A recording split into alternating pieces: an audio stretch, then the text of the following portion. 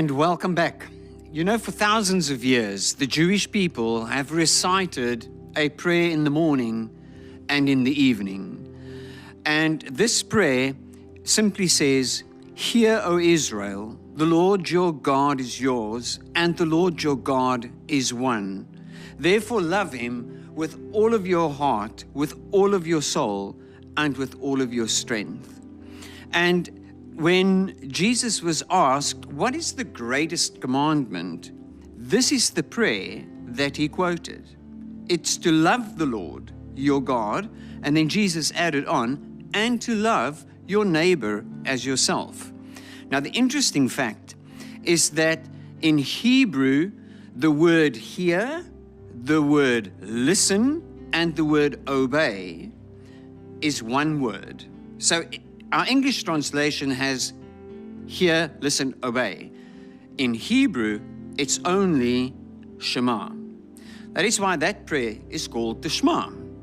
And as I said, this prayer is recited every morning, every evening by every Jewish person. Well, I hope by every Jewish person, and now also by some Christian believers. But the interesting fact for me here is that if the Bible speaks about hearing and listening, it's implicit that there is obedience required. So James picks up on this and he says, don't just be doers of the word, but I want you, or just listeners of the word, but be doers of the word as well. Sorry, I nearly misquoted myself there, but anyway. James says, you must hear the word and then you must obey the word. He also writes later in his letter the fact that you can't have faith if you don't do something about it.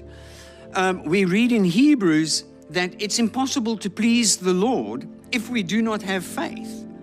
And so we also get from Paul that he says, well, faith comes by hearing, and hearing by the word of God.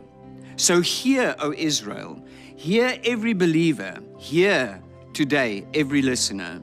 Hear and obey the Lord. He is your God, and he is the one God, the only God. And so when we read our Bible and we see listen, or hear, or obey, then we know exactly what that is. So my prayer for you is that we will give a sacrifice of praise to the Lord because he requires our obedience for that. Be blessed.